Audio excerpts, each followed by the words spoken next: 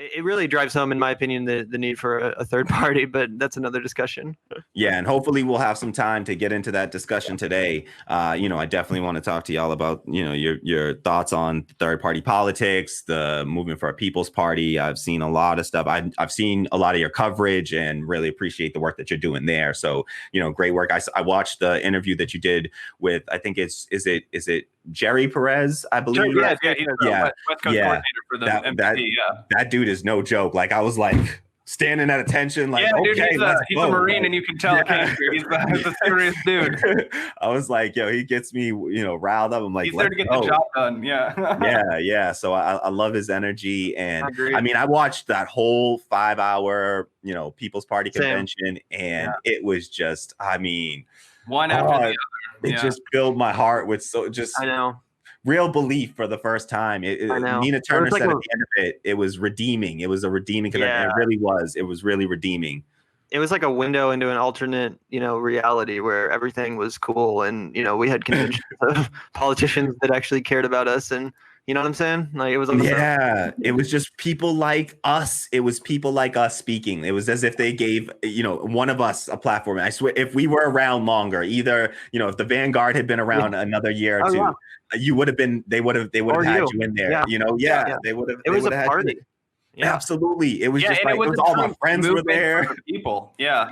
And I think that it was really reflected in the fact that it was a Zoom call. Everybody got on and, said what they had to say. There was no pageantry. There wasn't, it wasn't a gala where they, spent $500,000 to, socially distant and renovate a ballroom and, make a big show of it. Which is the exact opposite of what you get from something like the RNC or the DNC, where, there are millions of Americans who, can't afford to buy groceries or keep a roof over their head, yet they have no problem, just like, displaying their opulence at the expense of the taxpayer, no less. So, Yeah, it was a lot of just like pomp and circumstance and just spectacle, as Cornel West put it. He said it was just spectacle, and that's all it was. It was spectacle and no substance. All spectacle, no substance. And so it's, the intro ad alone to the convention, I was just like, the things they're saying and calling out and, centering the poverty and homelessness in a way that you just don't see.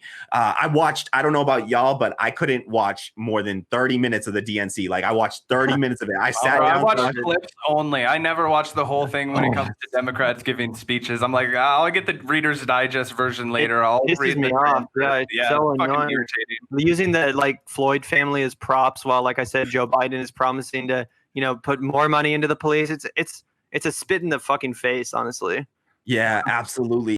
Thanks for watching Radical Democracy Podcast. I'm your host, Kamali Rose. Please like and share this video, subscribe to the channel, and if it doesn't bother you, hit that bell below to receive notifications whenever we go live or launch a new video.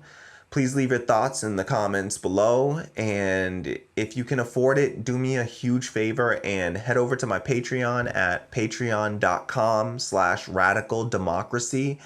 And throw me a few bucks. Whatever you can afford, it goes a long way, and I will greatly appreciate it. It helps the channel to continue to exist and to grow, and I really appreciate the support. Thank you so much, and I hope to see you soon. All right.